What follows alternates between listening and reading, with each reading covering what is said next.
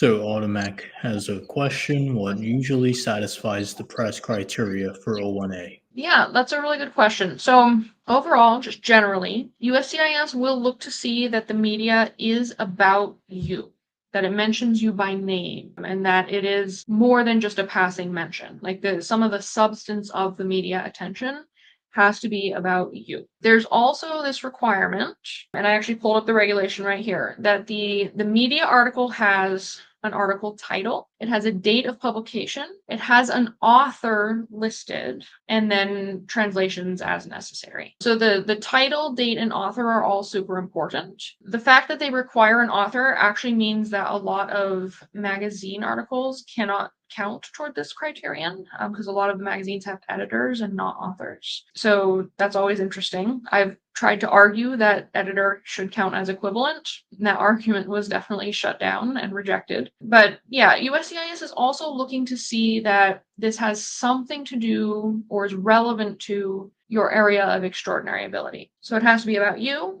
it has to have these three elements, and then it has to be related to your area of extraordinary ability. Aside from that, I know that there's a trend right now where a lot of people are working with companies that are promising media attention to EB1A and O1 applicants. I would tread carefully there. I haven't looked into a lot of these companies. I do know some of them are scams, not all of them necessarily, but don't buy in too much to a lot of promises of flashy media attention, especially if you find out that the payment that you're making towards these companies is actually being given to the publication itself. Because at that point, the article loses all of its value. And USCIS will even say that in a lot of its RFEs or denial notices. If they think that you or your agent authored an article, sent it to a publication, and then paid that publication to publish it, if USCIS gets winds of that arrangement, they're not going to like it. So if you do end up paying someone or working through an agency, make sure that they're a legit PR agency. Make sure that they are doing